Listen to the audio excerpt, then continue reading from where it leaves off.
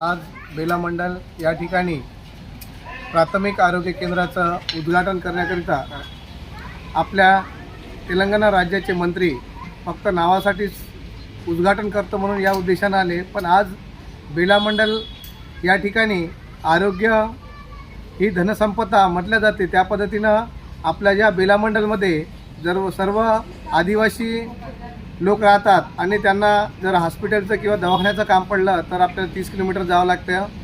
पण या बेला मंडलमध्ये आज जवळजवळ जानेवारीपासून बिल्डिंगचं तयार आहे, पण त्याचं उद्घाटन करत नाही आहे।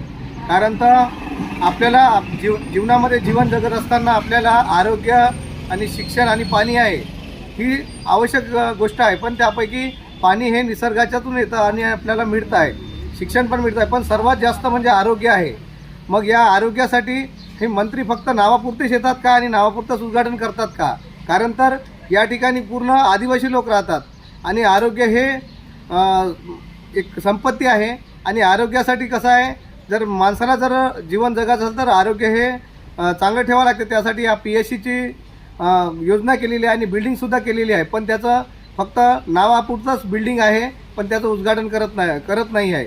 म्हणून असं म्हणलं जातं का कारण तर या जे मंत्री आहे ते फक्त नावापुरतेच आपण उद्घाटन करतो का, एवढंच म्हणून आमच्या या बेला मंडल आदिवासी लोकांना किंवा आमच्या या सर्व बांधवांना फसवण्यात येत आहे। मग हे उद्घाटन केव्हा करायचं, फक्त एवढंच करायचं का? एवढं